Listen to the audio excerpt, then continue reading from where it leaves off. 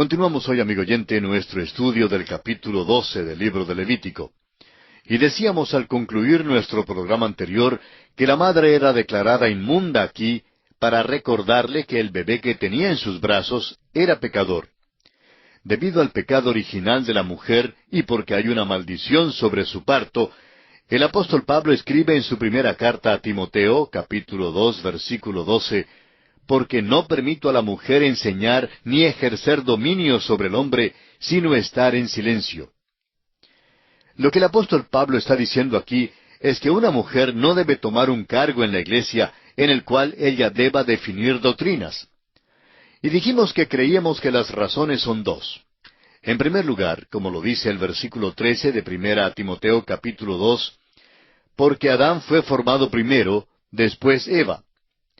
Ahora, esto no tiene nada que ver con alguna supuesta superioridad del hombre sobre la mujer, sino que es más bien una cuestión de orden y de delegación de autoridad. En segundo lugar, el versículo 14 de la misma carta a Timoteo capítulo 2 dice, y Adán no fue engañado, sino que la mujer, siendo engañada, incurrió en transgresión. La mujer fue la primera en caer en la transgresión, y entonces el hombre la siguió a sabiendas, mientras que ella había pecado sin darse cuenta de su transgresión. Como ya lo hemos dicho, la madre cristiana no pierde ni arriesga a perder su salvación por el hecho de haber traído al mundo a un pecador. Pero tampoco significa que los hijos sean salvos por el solo hecho de que su madre sea salva. Sin embargo, hay quienes tratan de interpretar en ese sentido la declaración de Pablo al carcelero de Filipos cuando le dijo en Hechos 16:31, cree en el Señor Jesucristo y serás salvo tú y tu casa. Creen que sólo por el hecho de que la madre o el padre sean creyentes, los hijos automáticamente pueden ser salvos. Amigo oyente, su querida madre puede que sea salva, pero el hecho es que trajo al mundo a un pecador. Cuando mi querida madre me trajo al mundo, todo lo que trajo al mundo era unos 3 kilos y más de pecado. Y esto lo perdemos de vista hoy en día.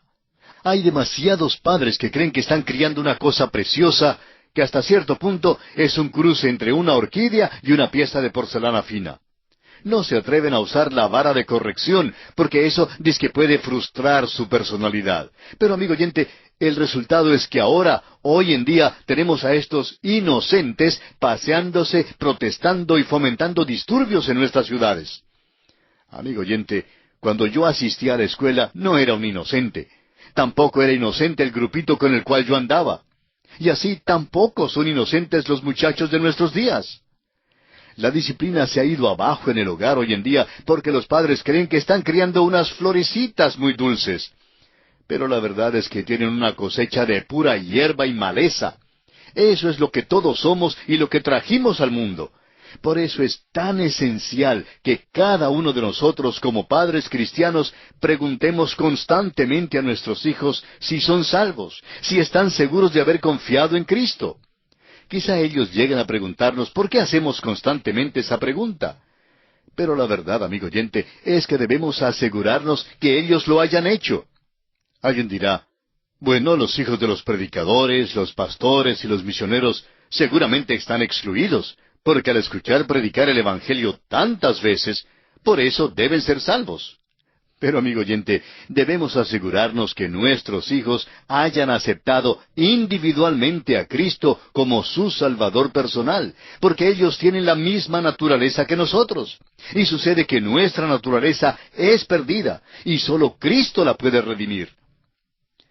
Y ahora nos imaginamos que aquí alguien quizá pregunte que si el recién nacido ya es pecador, ¿qué será de ese pequeñuelo si muere durante sus años de infancia? ¿Se perderá porque es un pecador? La respuesta es que no, no se perderá. No se perderá porque, aunque es verdad que en Adán todos tenemos que morir, y también están incluidos aquí los pequeñuelos que no han cometido ningún pecado, tenemos que recordar, sin embargo, estas palabras en Mateo 19:14, que pronunció el Señor Jesucristo cuando dijo, «Dejad a los niños venir a mí, y no se lo impidáis, porque de los tales es el reino de los cielos». También creemos que aclara este tema lo que dice el Señor Jesucristo en Mateo 18:10. Mirad que no menospreciéis a uno de estos pequeños, porque os digo que sus ángeles en los cielos ven siempre el rostro de mi Padre que está en los cielos. Y creemos que aquí sería mejor traducir esta palabra ángeles, que aparece aquí, por la palabra espíritus. Entonces, este versículo diría, sus espíritus en los cielos ven siempre el rostro de mi Padre. En otras palabras, lo que aquí enseña Jesús es que cuando aquel pequeñuelo muere en su infancia, su espíritu asciende para estar con Cristo. ¿Por qué? Porque Jesucristo es el que descendió y murió por los pecadores, incluyéndose aquí todos los que no han llegado aún a la edad en que son responsables de sus acciones. Pero amigo oyente, una vez que uno llega a la edad de que es responsable por sus propios hechos, entonces esta persona tiene que hacer una decisión propia e individual en cuanto a Jesucristo, ya sea aceptarle o bien rechazarle como su Salvador. El pequeñuelo que muere en su niñez no puede ir al cielo por sus propios méritos, pues como ya hemos visto, es pecador de nacimiento, y el mismo hecho de que esté en la tumba lo comprueba. Por otra parte, este pequeñuelo no puede obtener su entrada al cielo por medio de las buenas obras, pues no ha tenido la oportunidad de hacerlas. Su única esperanza entonces está en la muerte expiatoria de Cristo Jesús en la cruz del Calvario. Es algo maravilloso que una madre sepa que el Señor Jesús murió por su pequeñuelo. Quizá, amigo oyente, hemos entrado en mucho detalle aquí, pero creemos que debemos acentuar el hecho de que los bebés que traemos al mundo son pecadores, que en su mayoría van a correr indisciplinados y en rebeldía. Adoptarán lo que creen es la nueva moralidad, pero que en realidad no es otra cosa que el antiguo pecado con un nombre nuevo. Toda esta filosofía de la vida ha sido totalmente errada. Necesitamos empezar a criar y disciplinar a nuestros hijos según las Escrituras y no según lo que nos aconsejan algunos pediatras.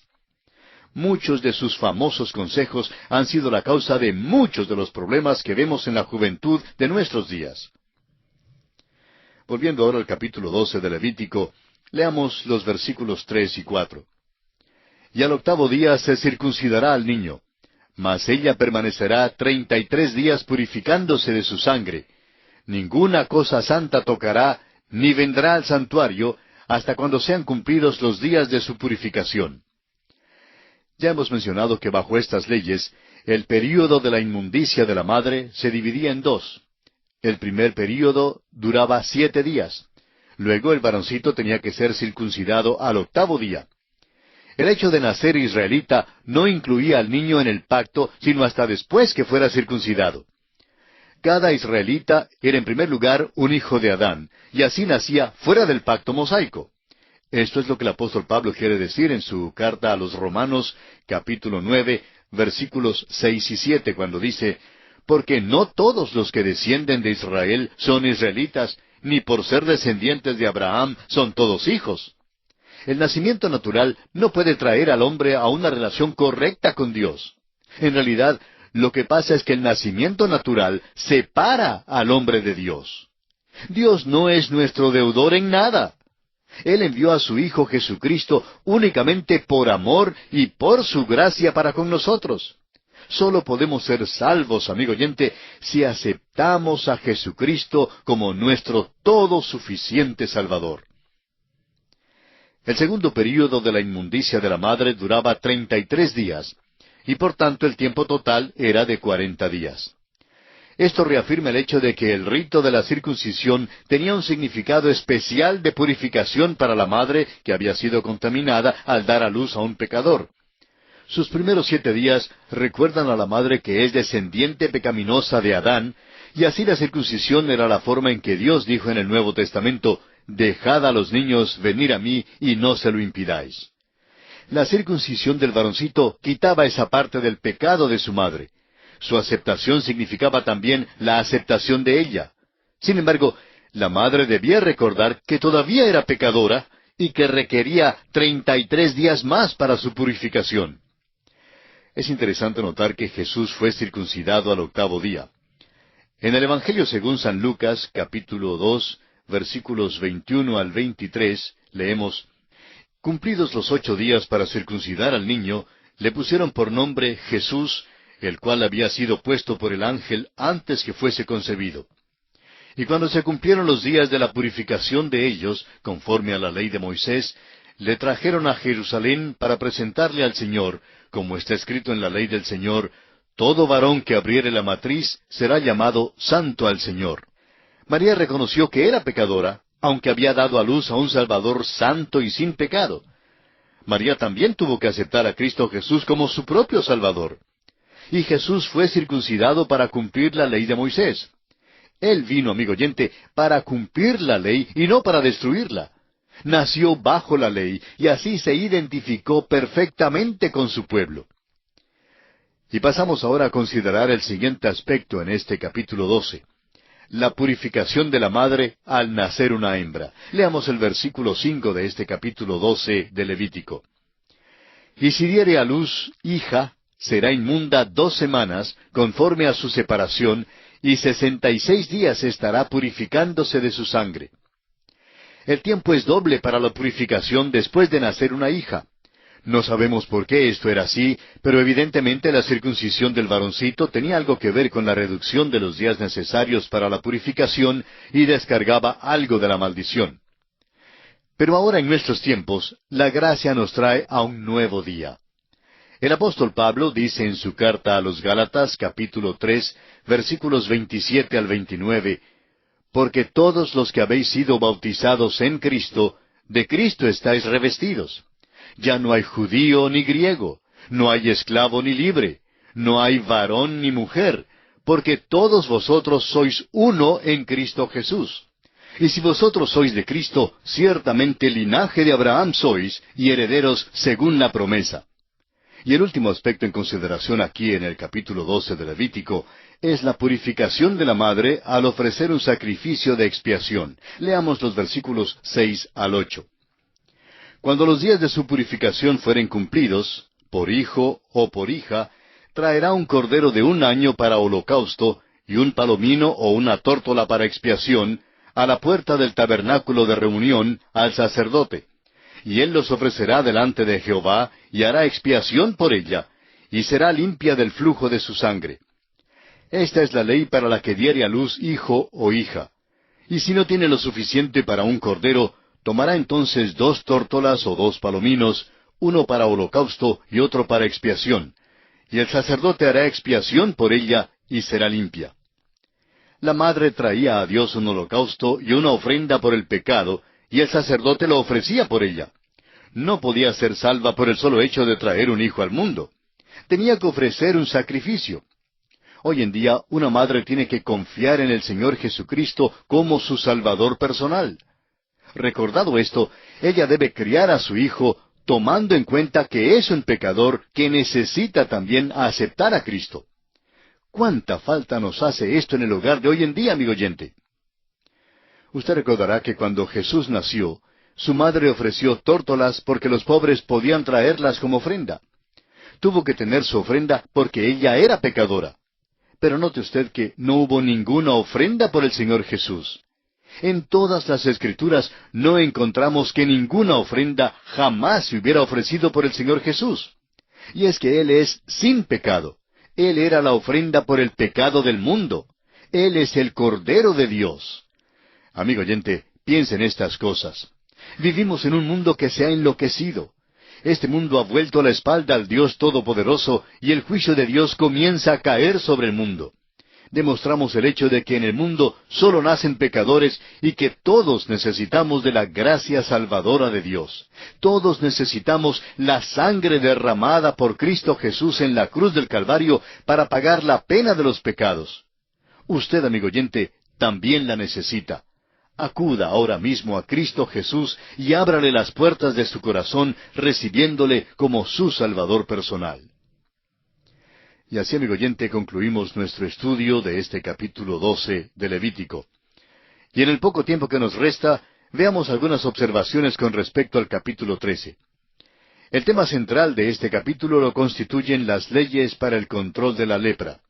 Tenemos aquí una serie de leyes que, aunque tratan de un mal físico, sin embargo, hacen resaltar un principio espiritual.